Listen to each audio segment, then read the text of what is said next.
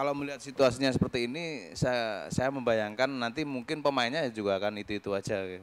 Kira-kira langkah dari teman-teman apa nanti untuk agar mendesak Kominfo dan juga KPI yang akan menyeleksi kembali pengajuan izin itu kepada pada lembaga-lembaga penyiaran itu. Itu yang pertama. Yang kedua, KPI kan udah mulai membuat sekarang ya indeks survei kualitas program siaran itu. Walaupun sampling errornya kalau saya melihat masih sangat tinggi gitu. Dan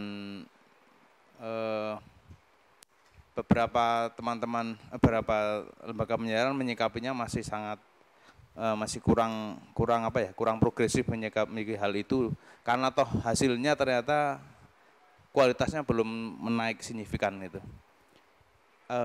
Bagaimana ke depan nanti untuk mungkin ya meningkatkan kualitas program siaran televisi kita, lembaga-lembaga penyiaran kita agar lebih menekankan kualitas daripada rating tadi. Karena di tempat kita rating belum diatur tadi. Terima kasih.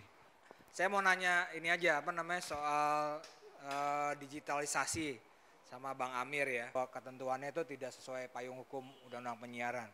Tapi dalam keadaan sekarang ini kan digitalisasi kan udah satu yang tidak terhadang lagi. Nah, itu bagaimana pengaturannya? Yang kedua soal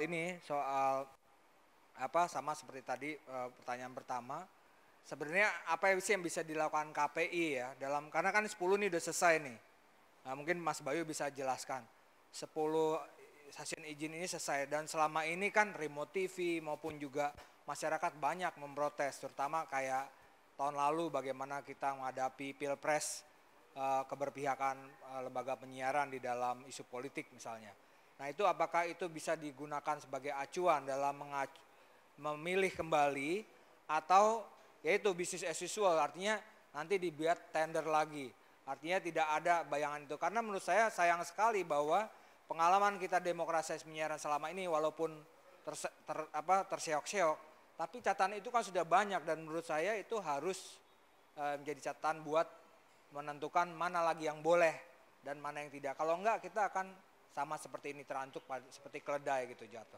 Pertama, ini sebenarnya momentum buat regulator untuk melakukan evaluasi total ya, terhadap semua lembaga penyiaran yang ingin memperpanjang izinnya. Izin penyiaran itu kan keluarnya dari pemerintah, Kominfo. Rekomendasi itu dikeluarkan oleh KPI, itu bisa. Nah, dua-dua ini punya wewenang, ini momentum. Sebenarnya KPI khususnya termasuk pemerintah itu bisa mengambil seluruh bahan-bahan studi yang sudah dilakukan. Dewan Pers itu seingat saya itu sudah pernah meminta kepada Remo TV, PR2 Media dan MPM dari Jogja untuk melakukan studi pelanggaran terhadap konten. Itu baru satu tuh ya. Konten itu artinya undang-undang, itu ada konten analisisnya. Itu bahannya bahan studi akademis yang nyata, independen. Nah, seharusnya KPI bekerja sama dengan Dewan atau meminta bahan itu untuk melakukan evaluasi. Itu baru dari segi konten. Kemudian dari segi penerapan SSJ, sejauh mana ini yang sudah dilakukan.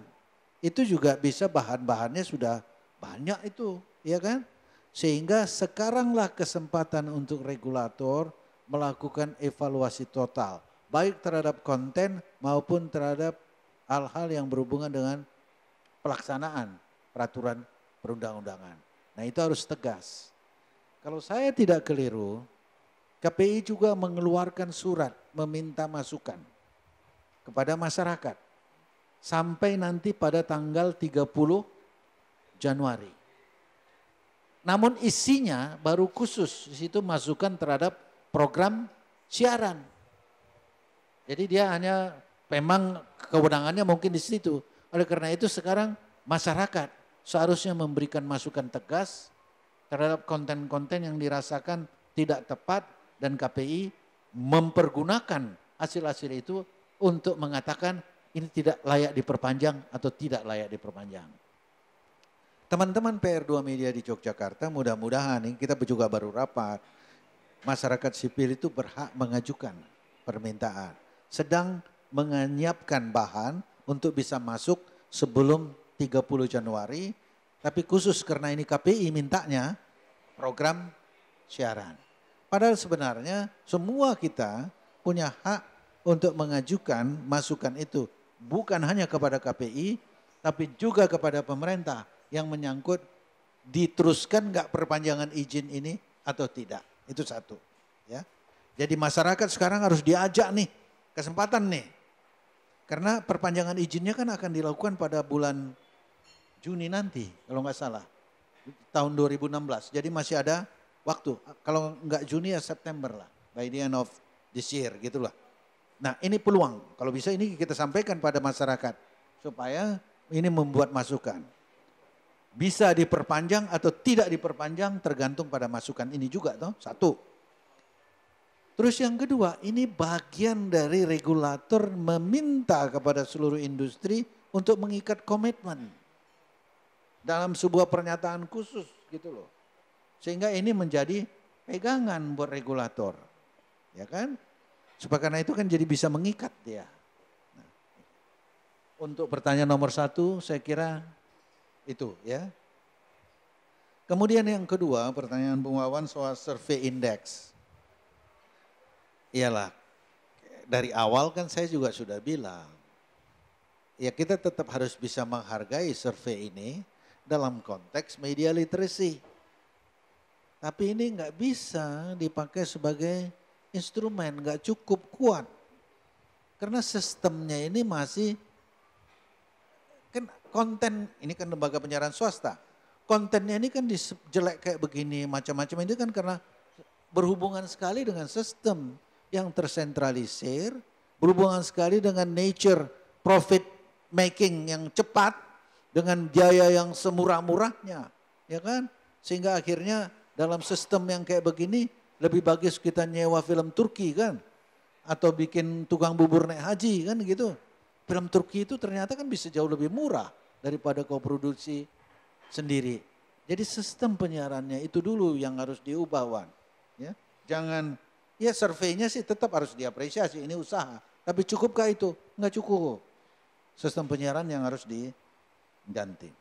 Terakhir nih persoalan digitalisasi. Digitalisasi ini memang sebuah keniscayaan. Memang, namun permen-permen yang keluar itu kemarin, entah permen 22, entah permen 32, itu kan di samping bertentangan dengan undang-undangnya, juga memperkokoh oligarki. Jadi dia lagi yang menang. Kan jadi salah. Apalagi dia bertentangan dengan undang-undang. Uniknya nih.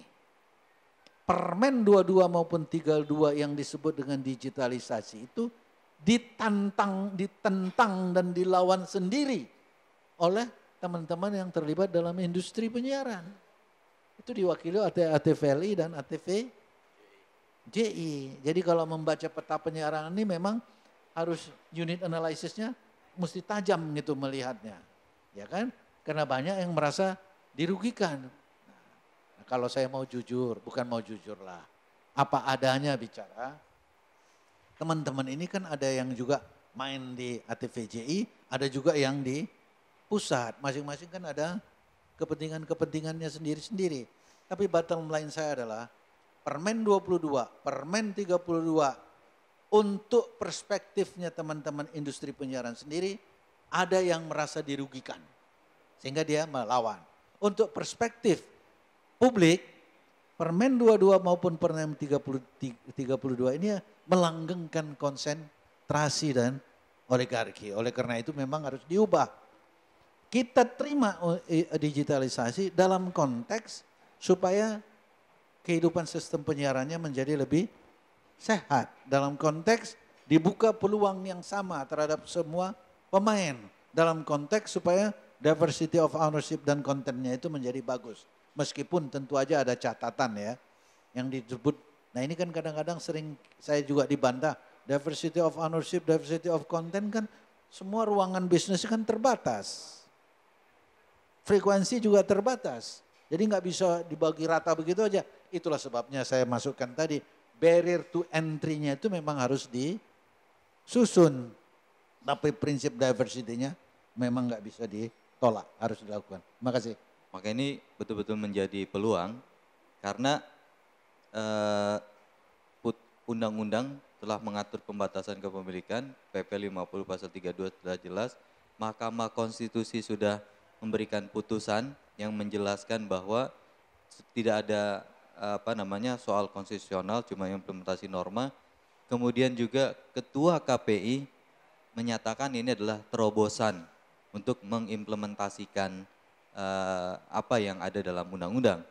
Sehingga ini sebetulnya time is yours gitu ya buat Ketua KPI yang akan yang menyatakan ini adalah terobosan pelaksanaan undang-undang. Dia sekarang ketua regulator yang punya kewenangan untuk merekomendasikan apakah satu izin itu diperpanjang atau tidak. Kemudian kita juga dalam masa proses gugatan perbuatan melawan hukum, saya pikir ini regulator ini, kedua regulator ini, Kominfo dan KPI harus betul-betul menggunakan waktu ini untuk ya minimal mungkin posisi tawar kepada LPS pemegang IPP dalam proses memperpanjang. Harapan kita sih di samping posisi tawar bisa memperbaiki ya minimal kepemilikan dan yang lebih beragam karena itu sudah jelas merupakan perbuatan melawan hukum. Ketua KPI saat ini punya momentum untuk membuat apa yang menurut dia terobosan di putusan Mahkamah Konstitusi, dia bisa rekomendasikan posisi itu. Bolanya ada di dua lembaga. Pertama pemerintah untuk proses izin 10 televisi itu karena undang-undangnya masih mengatakan bahwa proses izin siaran dan frekuensi itu di Kominfo. Ya. Bola yang kedua adalah di DPR untuk proses KPI dan revisi undang-undang. Nah, tentu kita berharap dua-duanya ini pemerintah maupun DPR mau mendengarkan apa yang disuarakan oleh masyarakat. Bang Amir tadi sudah menjelaskan banyak penelitian, kajian dari berbagai lembaga, dari PR2 Media, CIPG, Remo TV dan sebagainya mengatakan banyak hal yang negatif yang bisa kita perbaiki dalam program televisi. Kemudian ada gugatan dan akan banding yang dilakukan oleh teman-teman RBH tentang penegakan undang-undang penyiaran yang masih berlaku sekarang. Mestinya pemerintah bisa mendengarkan. Karena saya menganalogikannya begini, pada kasus Gojek atau ojek online itu gitu ya, itu jelas ada aturan yang dilanggar. Ya. Tetapi kemudian ketika masyarakat memprotes dan presiden kemudian melihat substansinya bahwa oke, ini diperbolehkan untuk sementara walaupun aturan itu dilanggar, ya kan? Karena ini kebutuhan masyarakat, apalagi soal penyiaran, aturannya sudah benar tidak ditegakkan kan. Ini kan saya kira ini lebih mudah buat pemerintah untuk melakukan itu. Aturannya sudah benar, tinggal ditegakkan. Dan ada aspirasi masyarakat yang sudah mengeluh soal ini. Teman-teman bisa cek dari penelitian kajian teman-teman lembaga, bisa cek pengaduan yang ada di KPI, ada sekian ribu mungkin di Remo TV tadi saya sebutkan ada 1150 di tahun 2015 dan sebagainya.